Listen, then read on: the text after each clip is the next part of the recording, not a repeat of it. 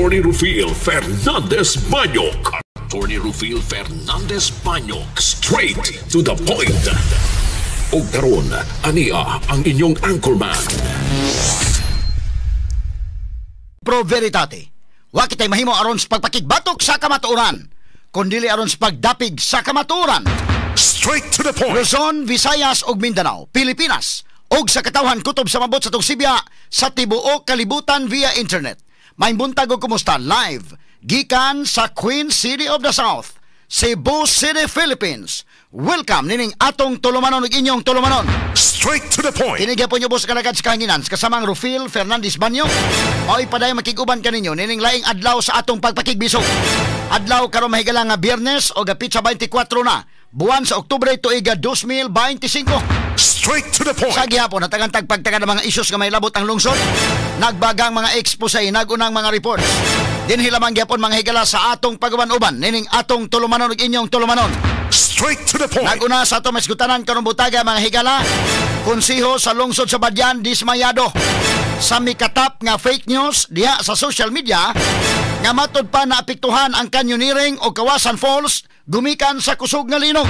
Straight to the point. Ini mga tao mahigala ang uban wa nagilingaw ning uban ha. Ginamit ang social media, gamiton tong social media sa pagtabang sa atong isig katao, alang sa kaayuhan o dili alang sa pagbinuang. Kay lisod basag kaayo mahigala sama ni karon. Fake news ni kay do na may ingon dayon ni hubas ang kunong Kawasan na Falls. Nga sa ila anang nauna nalipay sila nga naka nay mga nakuyawan ha. Muna maguglahi nga tilimadon pero ingon mahigala ang Badyan Town nga dili tayo na tinuod eh. Mao na nga kami diri sa DYHP RMN Cebu bisan pa man sa pag-uso na sa internet, bisan pa man sa pag-uso na sa social media, isip legitimate media outlet naning kamot tas pag-preserve sa atong credibility kay lisod man sad kayo mahigala mo na nga ang katawhan panahon nga medyo gusto sila may galag confirmation sa balita, moingon sila nga mo tune in sa tas DYHP or IFM kay tuwa ditong tinuod. Straight to the point. Importante na niya ang mga anchors o ang mga reporters, ang personalities behind ana mahigala nga news organizations makita sa nimo. Kalisod sa kayo mahigala questionable daan ang personalidad anang maong organization maglisod kag tuo. Medyo kaingon kag fake news siguro dai tingali ni. Straight to the point. So na nakita sa DYHP RMN Cebu ato gyung gipabilin ang atong tradisyon nga mosultis kamatuoran, mobalita sa kamatuoran. Kay lisod man kay magala niining panahon sa social media nga ni samot na gyud mga higala nga ang tanan pwede na mga kahilang makapost bisag unsa. Ato pang gipahugtan og samot nga kinahanglan nga credible ta diri sa tong sibianan DYHP RMN Cebu ug IFM. Straight to the point. Ay pinaka-importante ka at least masandigan ta mahigala sa ato mga kaigsunan nga gusto mahigalang masayod sa kamatuoran. Straight to the point. So, kung ano yung mga balita nga nana, i-confirm sa ninyo, be, tanawon tog nabay post DYHP o sa IFM. Nabalita pa ni DYHP o sa IFM. O wa gani mabalita ni, di lang sa tamutuo dayon. Straight to the point. Kay ang konsiho dito sa Badyan mahigala ni ilana sa mga pasakaan nila og kaso tungod sa pagpakatap og fake news nga ilang pasakaan og kaso kung dili mangayo og pasaylo ngadto sa publiko. Straight to the point. Samtang sa laing bahin kagamhanan sa lalawigan sa Sugbo mogahin og 913 milyones pesos alang sa Kumbati Cebu. Unsa man ning Kumbati Cebu? Makaingon maka nga 913 million pesos. Kumbati Cebu, Ako gitan-aw din sa mga kay basig suri-suroy Sugbo ni. Pero okay ra day mga higala kay Kumbati Cebu mao din ang recovery o rehabilitation program sa Kapitolyo didto sa Northern Cebu nga naigo sa linog. Straight to the point. Kana hinoon og bugasto mahigala ang gobyerno ang Kapitolyo og kwarta para sa recovery program sa mga na-damage mahigala dito sa Northern Cebu. Okay na. Kay pag-ingon god nga Kumbati Cebu di kani suroy-suroy Cebu.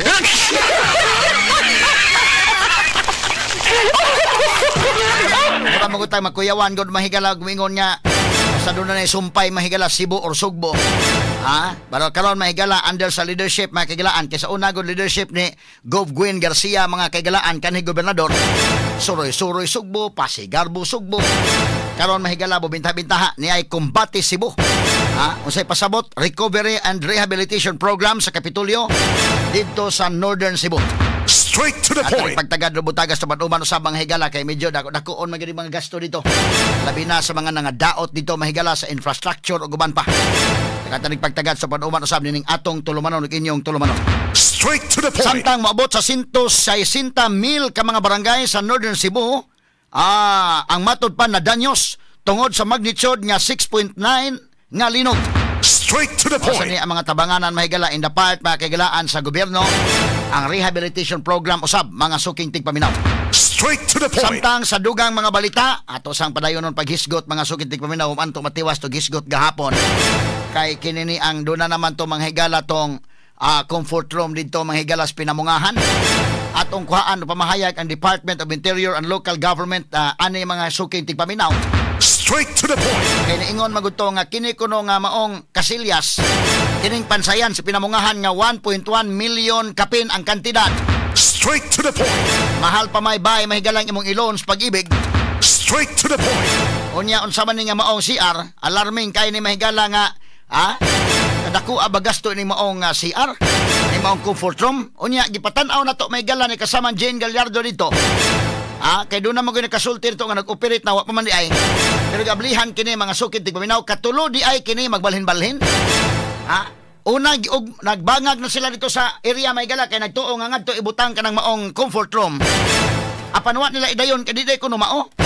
Di na maong yuta diha aritas pikas So nagtukub na puglain ikaduha nya nagtukod na galigi. Ginan po di po na mao. Kana day ikatulo na day na mahigala na tukod ang ilang comfort room. Ikatulo na nga higayon. Straight to the point. Unsa man day nang kalakiha, nga naamay 1.1 million kapin nga kantidad sa comfort room. Hasta asa dapit ni butang na waday mahibaw ipasagdan na bahala na basta kay okay. Na okay na diri ang atong gikasabutan. Amolay bahala din ha. Ay pagtagad Butaga mga kaigsunan kay atong gipasusi hasta may galang American standard nga bawl. Duhara kabuk bawl ha, usa sa lalaki, usa sa babae. Anong maabot man og 1.1 million kapin. Nya atong gitan-aw ang bawl mga higala makita ra gyud oy naaray daghan sa naa sa Wilco, naa sa Cebu Builders, naa sa City Hardware, naaray daghan.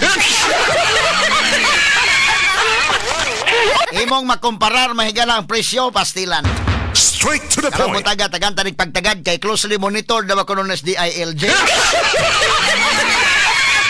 Good morning mga taga DILG, shout out ninyo din ha. Inaot pa unta ang katawhan ba do na pa sila masaligan in towns gobyerno. Kay inig-adto ninyo pabananta mo reporter didto. Aron mahibaw-an na mo umutando ba mo moingon ba mo nga kani sakto ni 1.1 million. Moingon gani mo makaingon na gyud ang katawhan wa na gyud tay paglao maning nasura.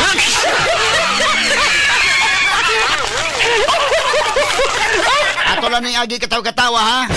Katanig pagtagad Butaga sa Banuban karon ning atong tulumanon ug inyong tulumanon. Straight to the point. Unya dito sa unahan kay puslan man adto na atong reporter gasto man sang gasolina, gasto man sang crudo gilhouse lang po nato dito mahigala sa kinini ang kuan. Kinini ang to sa unahan kay doon naman po tennis court nya ang kinini ang atop di ay 10 milyones po. Ato lang ning iyagi kataw-katawa kay unsa ka klasihan na sa atop ha. Unsa kolorof gyud na ha ang tennis court gi ato sa gi atopan og kolorof.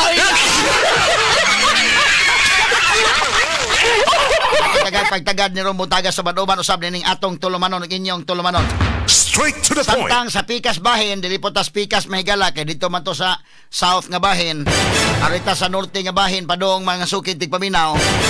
Katawanan po ni mahigalas Congressman Doc Frasco kay ang iya mga higalang mga plano magbutang na po sa airport diri mga higala sa Sugod. International Airport diri sa Sugod, Cebu. Wa pa gani mahuman mahigalang airport sa Camotes. Kausapan na tugpahan og eroplanong gamay kay gitistingan ra kadto ni tugpaday nagtesting ra to dito. Igo lagi para ba apil ba to sa ilang pagtesting mao pagitaon. Wa pa magamit hantud karon. Unya naunsa naman ni Doc nga magbutang ka ngano sa tanang lugar ang Sugod gyud. Pida ka usay makaingon tag kining imong nganan, Dok. Usay makaingon tag ma-joke na gyud.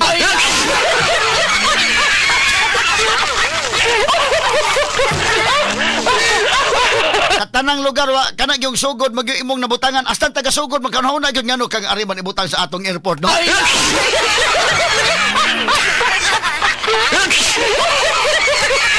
Shout out nga to ni Congressman Doc Frasco. Ang say spelling aning Doc dai D-U-K-E. D-U-K-E. Mausab na gyud ni mahimong J-O-K-E.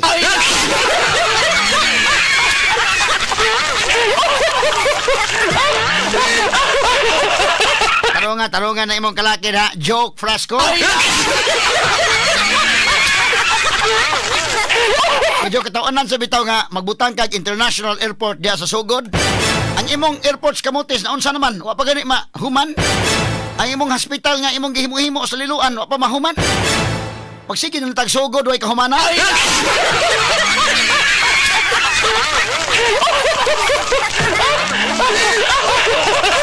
Kay natod pa niya kuno kay kung doon ako no disaster, simba ko palayo taon pito kalaon. Maigo ko no disaster manghigala ang Mactan Airport ay at least na kuno tay reserve.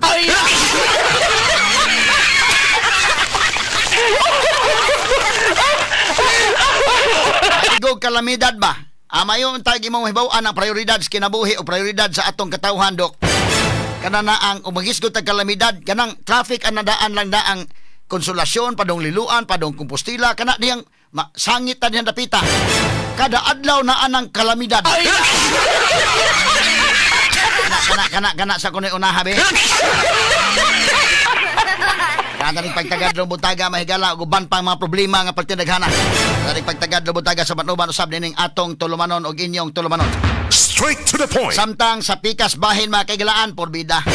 Di apay lain ay, ang kinini ang Department of Education mga sukin tigpaminaw ang target nila karon tuiga lang. Ang target nga humanon mga higala nga mga classrooms sa mga kabataan. 1,700 ang target. Karong tuiga 2025. October na karon unsa pitsa na ron inday? Wala na Yan ta mga higala sa kinini ang October 24 Ginoo ko. October 24 na ta mga sukin tigpaminaw wa na. Sa kinini ang 1,700 nga mo'y target nga humanon. Panggunit mo sa lingkuranan kasultian tamo kung pilay na human ka-completed. 1,700 ang target nga humanon. Ang nahuman mga higala 22 ra.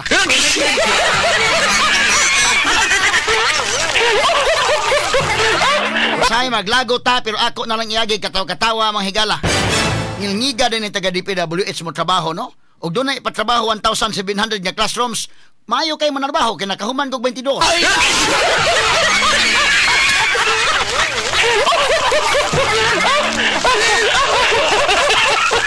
Samtang sa pikas bahin si Ombudsman Jesus Crispin Rimulya, pagkabalaan sa pangan. Naot pa unta, mahigala nga, tinuod lang yun nga ang Ombudsman nga kanabang atong masandigan babatok sa mga kurakot. Lisod man kayo na mahigalag weaponize ang Ombudsman. Dili masulbad ang kurakot anang kalakiha kay mahitabo ana mahigalag weaponize ang kanto ng kontra may gukuron. Mudaghan ang kurakot basta importante nga di lang ka magkikontra sa administrasyon. So medyo dili maayo. Inaot pa unta no nga kininang tarungon ni pagda mahigalang Crispin Rimulya. Unya karon di na lang kuno niya idayon kitawa pag-ingon niya mahigalang paglingkod. Kuha na dayon implement na mahigala kay kana si Joel Villanueva. Doon na dismissal. Doon na mga higalay kinini ang desisyon ng Ombudsman itong 2016 i-implementar na. Wa niya mga higala nagdali siya apan unsa bang hitabua dai nga naa na may dismissal dai pag 2019. At naantong maong reklamo. No? Ako di ko mulaban ang Joel Villanueva pero ang ato balang kung pamulitika na ganini ang gukuron kontra medyo lain sad. Kaya kung nakabantay mo may galas mga senador karon, mabalik rabas Ping Lacson, atong klarohon lang ha. Nagbalik ni Ping Lacson as Senate Blue Ribbon Committee Chairman, may hinaot nga sakto ang direksyon. Kay kinini ang muraman og sa mga senador kanira mang minority ginaigo. Ang majority may galawa gyud manghigalay tatsa. Sa pagkakaroon wa pag na-mention nga sakop sa majority, sakop sa mga 15 ka senador nga supporters may galang Tito Soto. Ang pulos atake di aragyod sa siyam. Ato ni tagag pagtagad mga sukid tigpaminaw. Kini guban pang mga iskutanan inyo mabati exclusive over DYHP RMN Cebu. 612 sa dial sa inyong mga radyo sa 93.9 IFM. Sa serbisyo publiko, maaasahan mo mga balita'y detalyado at